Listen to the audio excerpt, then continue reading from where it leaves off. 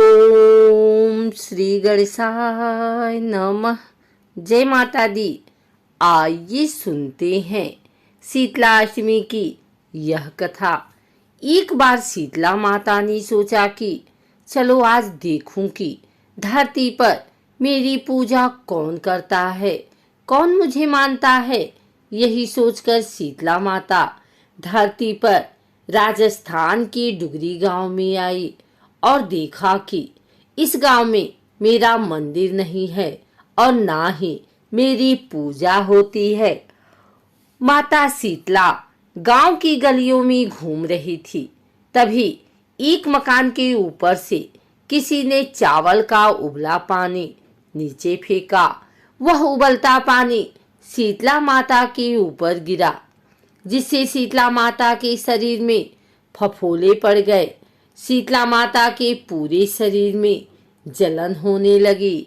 शीतला माता गांव में इधर उधर भाग भाग के चिल्लाने लगी, अरे मैं जल गई, मेरा शरीर तप रहा है, जल रहा है, कोई मेरी सहायता करो।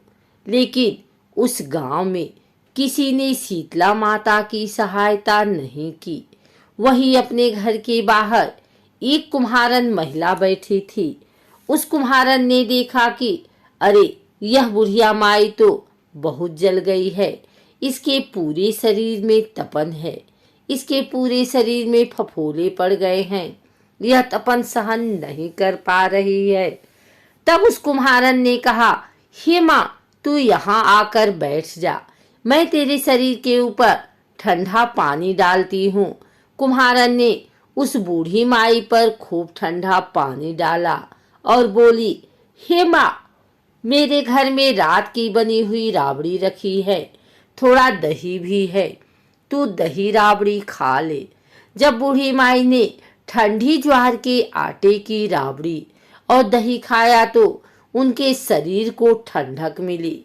तब उस कुम्हारन ने कहा, आ माँ, बैठ जा, तेरे सिर के बाल बहुत बिखरे हैं, ला मैं तेरी चोटी गूंथ देती हूँ। और कुम्हारन माई की चोटी गूंथने लगी, कंघी बालों करती रही।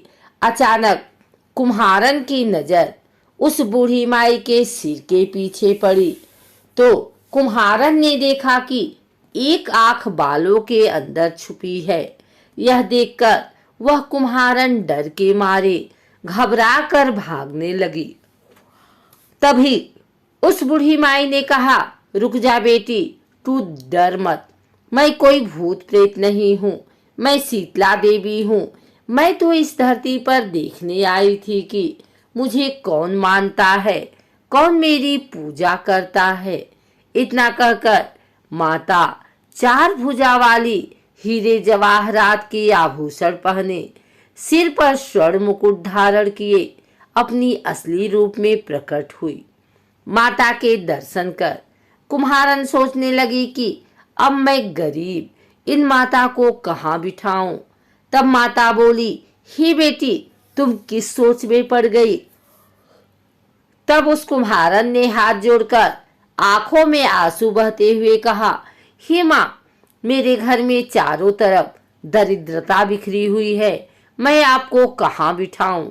मेरे घर में ना तो चौकी है, ना बैठने का आसन ही।